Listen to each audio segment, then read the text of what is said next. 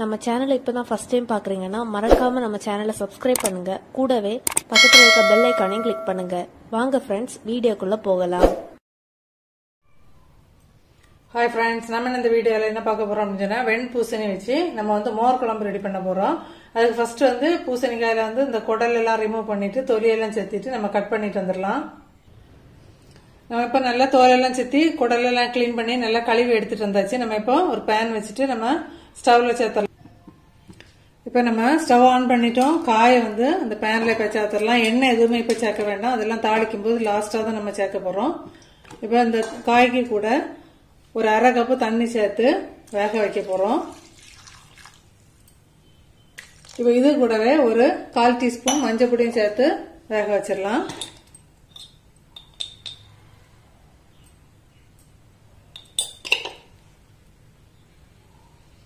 இதை ஒருக்கா நல்லா மிக்ஸ் பண்ணி விட்டுக்கோங்க. மிக்ஸ் பண்ணி விட்டுட்டு நம்ம மூடி வச்சு வேக வைக்க போறோம். இப்ப காய் வேகிற டைமுக்குள்ளாடி நம்ம இதுக்குள்ள மசாலா எல்லாம் ரெடி பண்ணி எடுத்துடலாம்.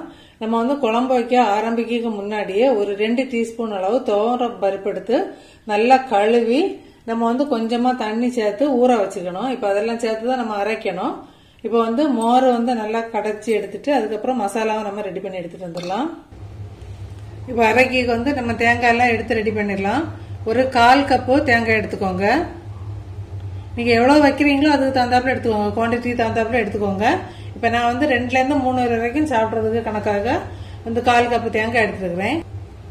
இப்ப இது கூடவே ஒரு துண்டு இஞ்சி, 2 பச்சை மிளகாய், அதுக்கப்புறம் 1 டீஸ்பூன் ஜீரகம், இது எவ்வளவு சேர்த்து நல்லா அரைச்சி எடுத்துட்டு வந்துடலாம். 1 டீஸ்பூன் ஜீரகம் எவ்வளவு சேர்த்துட்டு நல்லா அரைச்சி எடுத்துட்டு பார்க்கலாம். சாரி, நான் ஊற வச்சிருந்த துவரம் பருப்பு உங்கள்கிட்ட காட்டல. இதையுமே இது கூட சேர்த்து நம்ம அரைச்சி எடுத்துட்டு வந்துடலாம். இதே போல நல்லா நைஸா அரைச்சி எடுத்துக்கோங்க. இனி நம்ம தயிரை நல்லா கலக்கி எடுத்துட்டு வந்துடலாம். நம்ம விஸ்கு எடுத்து கலக்கினாலும் சரி, இல்ல மத்து இருக்கவங்க அதை வச்சு யூஸ் பண்ணிக்கலாம். நான் இப்போ மிக்சி ஜார்ல சேர்த்து தான் ஒரு அடி அடிச்சு எடுத்துட்டு வர போறேன். அரைச்ச மசாலா அதுல இருக்கட்டும். நம்ம காய் வெந்திருக்கா பாத்துடலாம். எனக்கு கொஞ்சம் கூட வேகட்டும். நம்ம இந்த டைம்ல கொஞ்சமா உப்பு சேர்த்து கொடுத்துடலாம். இப்ப காய்க்கு மட்டும் கொஞ்சமா உப்பு சேர்த்து கொடுத்துருக்கோம். கொஞ்சம் கொதிச்சு என்ன ஒரு நிமிஷம். தயிர் பாருங்க, இத மாதிரி கொஞ்சம் நல்லா திக்கா இருக்க தயிரா எடுத்துக்கோங்க. அதே மாதிரி ரொம்ப புளிப்பு இல்லாத தயிரா எடுத்துக்கோங்க. இப்ப நான் இதை மிக்சி ஜார்ல சேர்த்து நல்லா ஒருக்கா பிளெண்ட் பண்ணி எடுக்க போறேன். இப்ப காய் வெந்துட்டு நம்ம அரைச்சி வச்சிருந்த பேஸ்ட அதுல சேர்த்துட்டோம். நான் ஃபர்ஸ்ட் அதை ஊத்தும் போது கேமரா என்னாச்சுன்னு தெரியல, ஸ்டக் ஆயிட்டு, சாரி ஃப்ரெண்ட்ஸ். இப்ப இது கூடவே ஒரு அரை கப்பு தண்ணியும் சேர்த்து நம்ம அதுல ஊத்திடலாம். இப்ப நம்ம அரை கப்பு தண்ணி கூட சேர்த்து கொடுத்து இந்த பச்சை வாசனை எல்லாம் போகணும். நம்ம பச்சை மிளகாய் எல்லாம் சேர்த்து அரைச்சிருக்கிறோம், அப்புறம் துவரம் பருப்பு அரைச்சிருக்கோம். அது கொஞ்சம் திக்காகவும் செய்யும். நம்ம அதனால கொஞ்சம் தண்ணி சேர்த்து கொடுத்து ஒரு 2 நிமிஷம் நல்லா கொதி வரட்டும். இப்ப நம்ம மிக்சி ஜார்ல சேர்த்து தயிரை நல்லா மிக்ஸ் பண்ணி எடுத்துட்டு வந்துட்டோம், ஒருக்கா பிளெண்ட் பண்ணி. இப்ப இது கூடவே கொஞ்சம் தண்ணி உங்க தேவைக்கு தகுந்தாப்புல நீங்க சேர்த்துக்கோங்க. நான் இப்ப அந்த மிக்சி ஜாரை வாஷ் பண்ணி ஒரு கப்பு தண்ணி சேர்த்துருக்கிறேன். இது இருக்கட்டும். நம்ம குழம்பு ரெடி ஆன பிறகுதான் நம்ம இதை சேர்க்க போறோம். பாருங்க, குழம்பு கொதிச்சு நல்லா ரெடி ஆயிட்டு இருக்கு. இன்னும் 2 நிமிஷம் மீடியம் ஃபிளேம்ல இருக்கட்டும். இப்ப இதுக்கு தேவையான உப்பு நம்ம சேர்த்து கொடுத்துடலாம். 1 நிமிஷம் வெயிட் பண்ணுவோம். குழம்பு பாருங்க இப்ப சூப்பரா ரெடி ஆயிட்டு. இந்த டைம்ல நம்ம ஸ்டவ் ஆஃப் பண்ணிடலாம். ரொம்ப தண்ணியாவும் இருக்கக்கூடாது, ரொம்ப திக்காவும் இருக்கக்கூடாது, இந்த பதத்துல இருக்கணும். அப்பதான் கரெக்டா இருக்கும். நீங்க இந்த டைம்ல உப்பு செக் பண்ணிக்கோங்க. நம்ம இனி இதுக்கு ஒரு தாளிப்பு கொடுத்துடலாம். இப்ப நம்ம குழம்புக்கு தாளிப்பு கொடுத்துடலாம். தாளிக்கிறதுக்கு நீங்க தேங்காய் எண்ணெய் எடுத்துக்கோங்க, அதுதான் சூப்பரா இருக்கும். ஒரு 2 டீஸ்பூன் அளவுக்கு எண்ணெய் கொஞ்சம் தாராளமாவே சேர்த்துக்கலாம்.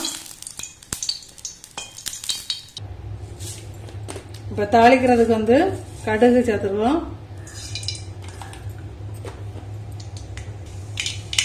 இப்ப மோர் குழம்போட ஹைலைட்டே என்ன அப்படின்னு சொன்னா கொஞ்சமா வெந்தயம், ஒரு 1/4 டீஸ்பூன் அளவு வெந்தயம் சேர்த்துக்கோங்க.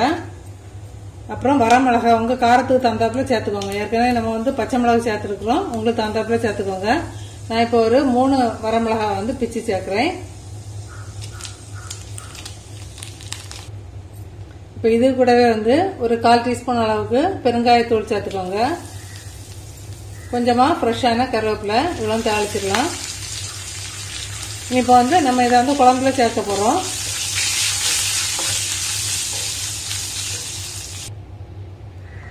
நம்ம இப்போ தாளிச்சதை வந்து குழம்புல சேர்த்துடலாம்.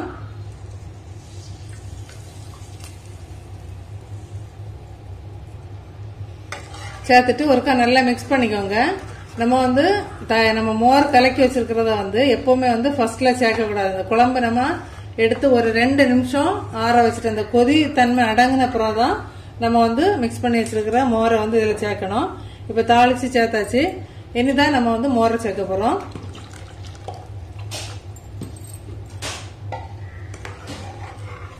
சேர்த்து நல்லா ஒரு மிக்ஸ் கொடுத்துக்கலாம்.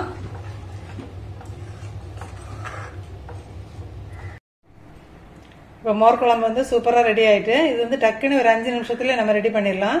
இதுக்கு வந்து காம்போவா நீங்க பப்படம் அப்படி இல்லைன்னா ஏதாவது ஃப்ரை அந்த மாதிரி நீங்க வந்து கூட வச்சு சாப்பிட்டா வந்து சூப்பரா இருக்கும். இதே மெத்தட்ல ட்ரை பண்ணி பார்த்துட்டு மறக்காம கமெண்ட் பண்ணுங்க ஃப்ரெண்ட்ஸ்.